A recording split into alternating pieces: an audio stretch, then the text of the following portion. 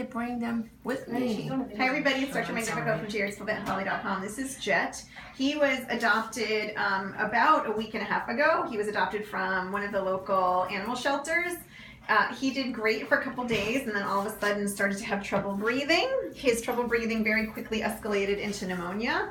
The person who adopted him had brought him to an emergency clinic twice. The second time they told her that his pneumonia was so bad that it was actually life-threatening, in which case it was. She called us and she was pretty desperate to try to find some answers because the shelter that he had come from couldn't help him, which is pretty typical. The shelters are typically overwhelmed and they're trying to get adoptions out and they don't have 24-hour ICU facilities to manage these cases. So he came to us. When he came to us, he was really dehydrated. He was very depressed. He could barely breathe. He was breathing so fast that you couldn't measure it. And he was breathing so fast because his lungs were so full of fluid from his pneumonia. So I'm not quite sure how he got his pneumonia. I'm not sure if it was an upper respiratory infection that turned into a lower respiratory infection, but his lungs were completely occluded and he could not get any air in.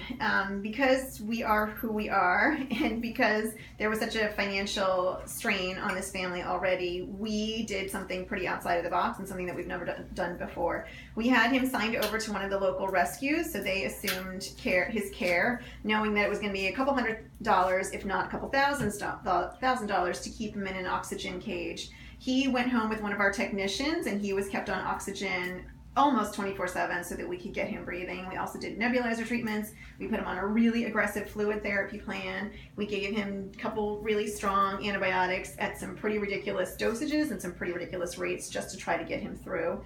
We didn't think that he was going to make it through the first couple of hours, never mind the first day, but he did. He not only made it through the first day, he made it through the first 2 days, and this is us 3 days later, and he is a happy, healthy kitten again.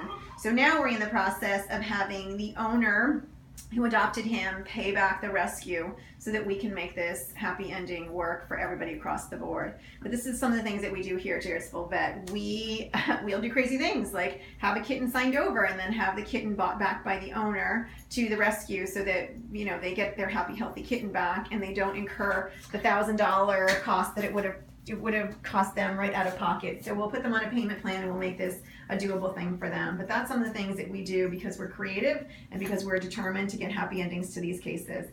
So I will write a blog on Jet later and you can follow his story, but this is some of the things that, you know, that we do here. You don't give up on a kitten, but it does mean it's a couple of long sleepless nights, and it does mean that you've got to have some resources available or make it feasible for these clients so that they can manage a pretty big bill on a time frame that's doable for them. So thank God for Jet and the rescue that helped and for being determined to find answers, because if his family hadn't been so determined, this would not have had the outcome that it did.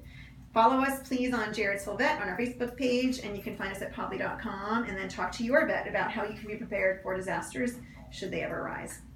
Bye, Jet. Say bye.